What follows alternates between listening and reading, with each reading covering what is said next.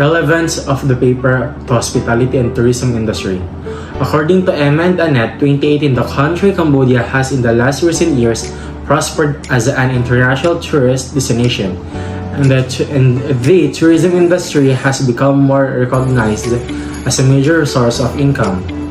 The international tourist destination has therefore come to occupy an important role for the country's economic development. Concerning the fact that Cambodia is a third world country, the local community can be extremely vulnerable in relation to the consequences that international tourism can create. The result of the study shows that international tourism affects the social community in many ways, both positive and negative. International tourism can contribute to the community and create the sustainable social development if there is support, information, incentives, or regulations for the tourists that interest them or controls them in a way that is beneficial for the local community.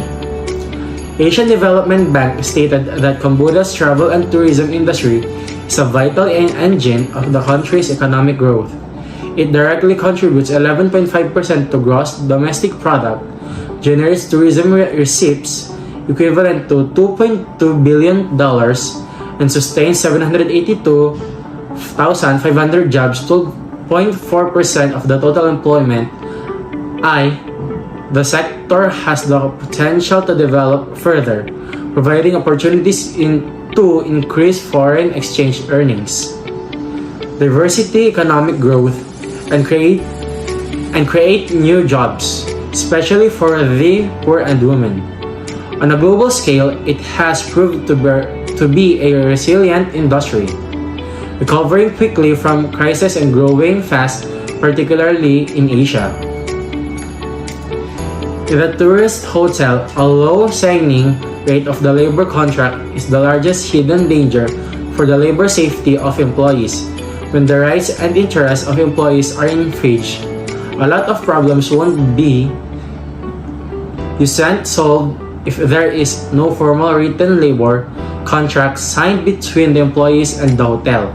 Without the labor contract, it is very unfavorable for employees even by using legal means to safeguard their rights and interests, which is also a key reason of failure in fully guaranteeing the employees' rights and interests. Objectives of the research paper. This case study aims to determine the problem encountered on the Great Duke Hotel. Furthermore, to address the legal responsibilities of the hotel when it comes to Labor Act. Moreover, to give conclusion and recommendation to the workers of the hotel. Highlights, findings, conclusion, and recommendations. The Great Duke Phnom Penh is a distinct addition to Phnom Penh and a smart choice for travelers. This hotel is in the vicinity of popular city attractions, conveniently located for travelers to explore. According to Kroon 2020, the Great Duke, formerly the 5-star Intercontinental Hotel, Phnom Penh Hotel, announced its closure on December 31 after 23 years in operation. The employer has claimed bankruptcy as the reason it could not compensate 138 former employees who are demanding unpaid benefits.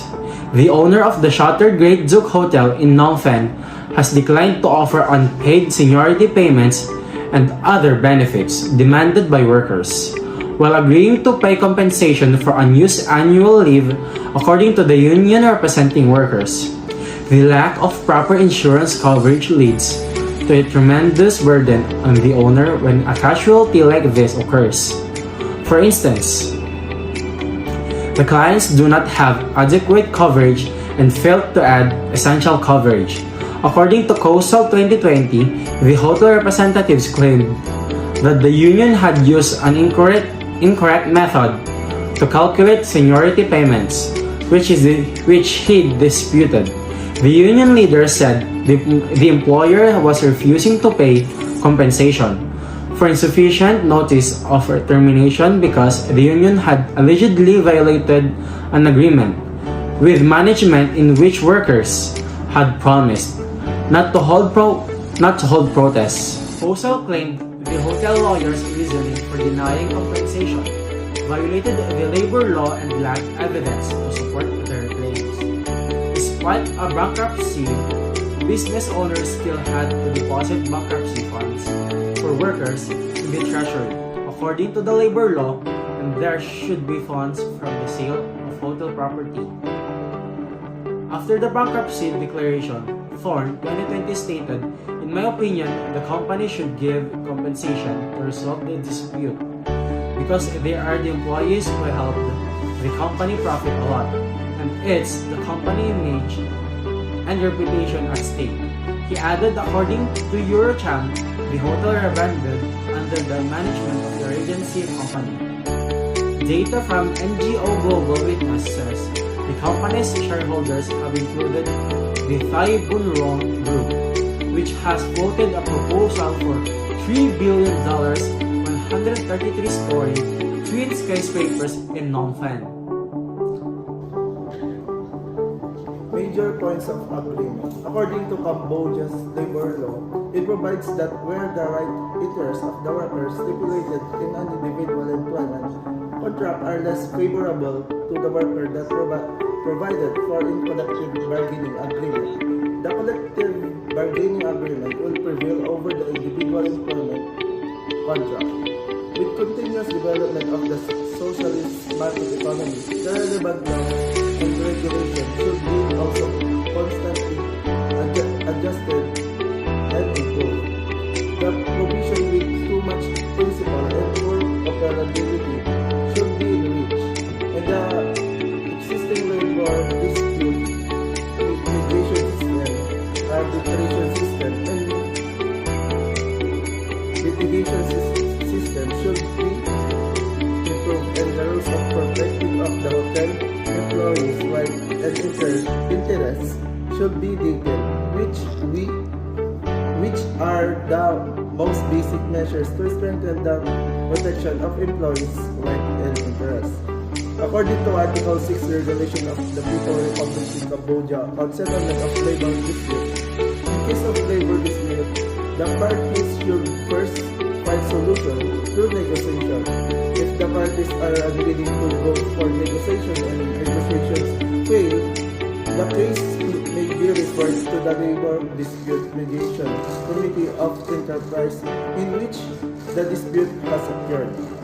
If mediation fails, the case may be referred to the Labor Dispute Arbitration Committee for arbitration.